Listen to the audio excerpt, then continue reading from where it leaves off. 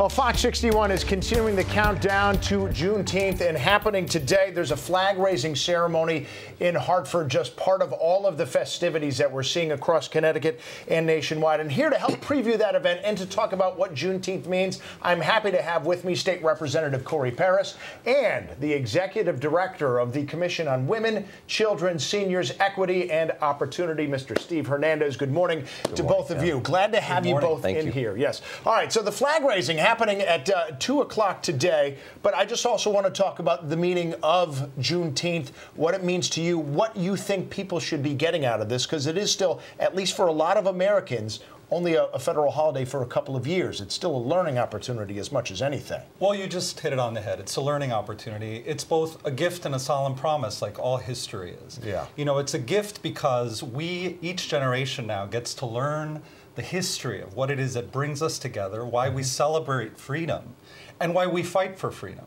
But it's also a solemn promise. It's a solemn promise of never again. Yep. Not now, no more, and never again. And that's a promise that we keep making to each other every generation. Yes. Learning. That's exposing yourself to people. I was just saying, Representative Price, I am a white male who was born in South Windsor. I work in Hartford. Right. I have a very, you have to understand, I have a very sheltered worldview based on where I've been. Sure. It helps to meet people like you who've been to different places and have a different history. And it's a very personal meaning for you. It is personal. You know, my family has a really distinct history in terms of having escaped slavery.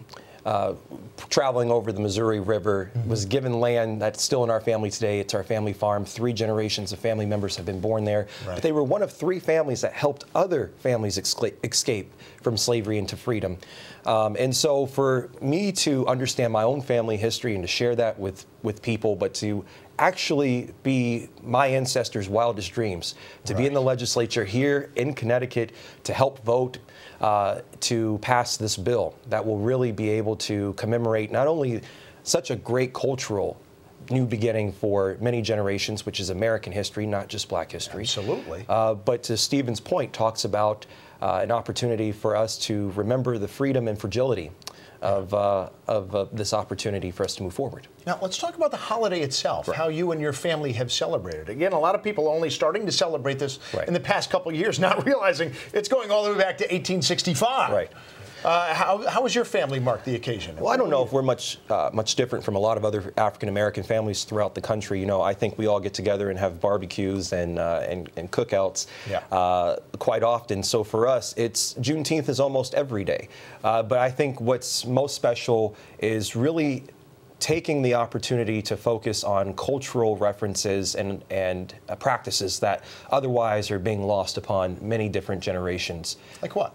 Oh, well, one, you know, there's a great opportunity for us to learn more about our history for what we know. Yeah. Pass down some of the customs through food, through music, which is super important, the art of dance. Yes, I completely agree with food. I think that is the biggest gateway into different cultures. And that, I risk going off on a tangent. We'll start talking about barbecue.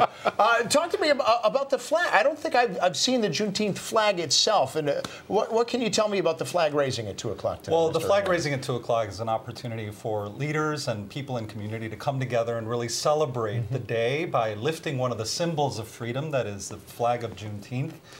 You know, the flag of Juneteenth has the colors of America in it, but it also has the horizon and the Star of Promise. Yeah. And what's wonderful about it is that, you know, it represents the Lone Star State because, part of it anyway, because of the momentous moment in which the enslaved peoples of Texas were finally told of their freedom. But it also, as I said before, it's also a solemn opportunity and a solemn promise. Yeah. And that's a promise we have to keep making to each other. And it's important that we do that every generation. Yeah, that's something that has to be actively maintained. That's it cannot exactly just be passively assumed. So I guess my final question for both of you is, if you want one thing, somebody like me, to take out of this and out of this day going forward, what would you want it to be?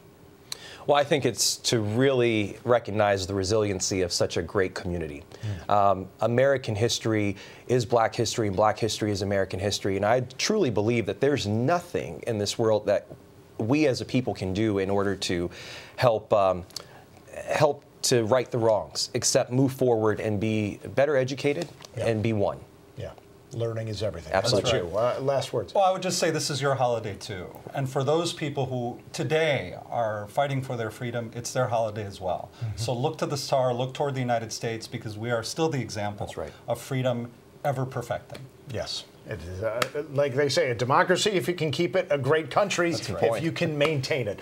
Gentlemen, thank you both for joining me today to tell us more about Juneteenth. This is wonderful. Again, that flag raising happening in Hartford at 2 o'clock.